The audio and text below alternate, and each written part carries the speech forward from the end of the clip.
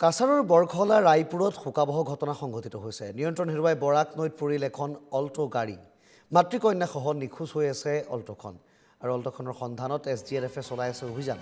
নিখোজ Helena Begum Barbhuiya আৰু এবছৰীয়া কন্যা জন্নতাৰা। মঙলবাৰে সন্ধিয়া বৰখলাৰ মোহনপুৰৰ পৰা আহি আছিল অল্টোখন আৰু ৰয়ছুদ্দিন নামৰ লোকজনে পত্নী কন্যাক লৈ আহিছিল চিকিৎসকৰ ওচৰলৈ। পিছে উভতাৰ পথত ৰায়পুৰত নৈত পৰেগৈ বাহনখন। গাড়ীৰ আইনা ভাঙি ৰয়ছুদ্দিনে প্ৰাণ ৰক্ষা কৰে, কিন্তু পত্নী আৰু কন্যাক উদ্ধাৰ কৰিব নোৱাৰিলে লোকজনে। ঘটনাস্থলীত উপস্থিত হৈ পৰিস্থিতি পৰ্যবেক্ষণ কৰিছে SP নুমল মাহাত্ৰাই। শিলচৰ সাংবাদিক আহাদুল আহমেদৰ প্ৰতিবেদন এই মুহূৰ্তত আগবঢ়াইছোঁ।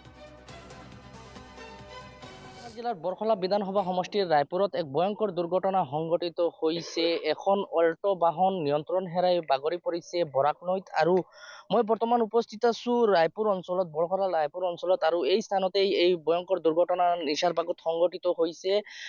এখন অল্টো বাহন এই পথ দি যোৱাৰ সময়ত নিয়ন্ত্ৰণ হেৰুৱাই কাষতে থকা বৰাক নৈত বাগৰি পৰিছে, আৰু ফলত অল্টো বাহনত থকা এটা পৰিয়াল, তিনিজনীয়া এটা পৰিয়াল আছিলে। এই পৰিয়ালৰ মাজত বৰ্তমান শিশুসহ এগৰাকী মহিলা নৈত সন্ধানহীন হৈ আছে। আৰু জানিব পৰা মতে এটা পৰিয়াল তেওঁলোক শিলচৰ চহৰত গৈছিলে।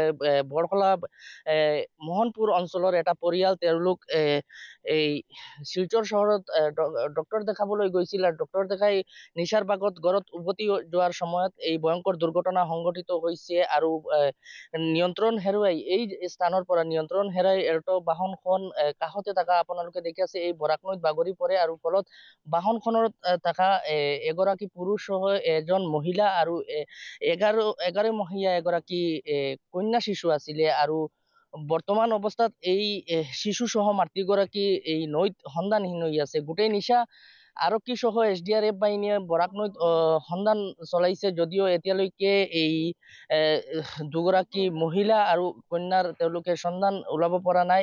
মই কাছাৰৰ আৰক্ষী অধীক্ষক আছে, মই তেওঁৰ মন্তব্য লোৱাৰ চেষ্টা কৰিম। আচ্ছা ছাৰ, ৰাতি এটা ভয়ংকৰ দুৰ্ঘটনা ইয়াতে সংঘটিত হৈছে, কি আছিলে ঘটনা? নাই, এটা দুৰ্ভাগ্যজনক ঘটনা সংঘটিত হৈছে যে এটা পৰিয়াল ইয়াতে তেওঁলোকে ইয়াত আহিছিলে। এই অঞ্চলটোত আহি থাকোঁতে ৰাণীঘাট অঞ্চলটোত তেওঁলোকৰ গাড়ীখন তললৈ পৰি গৈছে, বৰাক নদীত পৰি গৈছে। আৰু তেওঁৰ যিটো চালক আছিলে, চালকজনক ইতিমধ্যে উদ্ধাৰ কৰা হৈছে আৰু তেওঁ মেডিকেল কলেজত ট্ৰিটমেণ্টত আছে। আৰু এই গাড়ীখনত দুজন আৰু ব্যক্তি আছিলে। এই যিজন চালক, তেখেতৰ সহধৰ্মিণী আৰু তেওঁৰ এবছৰীয়া সন্তান। তেওঁলোকক আমি এটা অনুসন্ধান কৰি আছোঁ। আমাৰ NDRF SDRF যোৱা নিশাৰ পৰা আমাৰ অহৰহ আমি ইয়াত অপাৰেশ্যন চলাই আছোঁ। উদ্ধাৰৰ কাৰণে ৰেস্কিউ অপাৰেশ্যন আমি চলাই আছোঁ।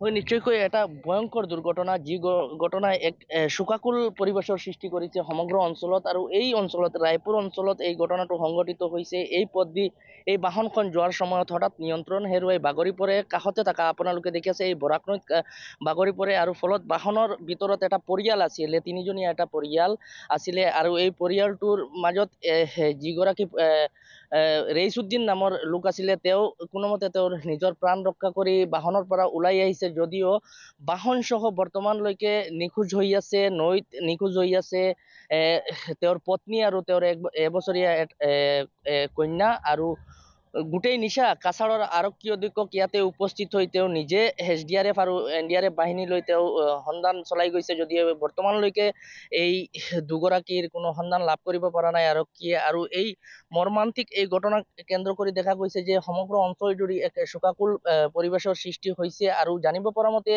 এই তিনিজনীয়া পৰিয়ালটো যোৱা সন্ধিয়া তেওঁলোক শিলচৰ চহৰত গৈছিল ডাক্তৰ দেখাবলৈ, আৰু ডক্তৰ দেখাই তেওঁলোক ঘৰত উভতি যোৱাৰ সময়ত ভয়ংকৰ এই দুৰ্ঘটনা সংঘটিত হৈছে। ইতিমধ্যে দেখা গৈছে যে কাছাৰ আৰক্ষী সহ SDRF বাহিনীয়ে গোটেই নিশা বৰাক নৈত অভিযান চলাই গৈছে। এতিয়া পুৱাৰ ভাগতো দেখা গৈছে যে কাছাৰৰ আৰক্ষী অধীক্ষক নিজে এতিয়ালৈকে তেওঁ বৰ্তমান ইয়াতে উপস্থিত আছে।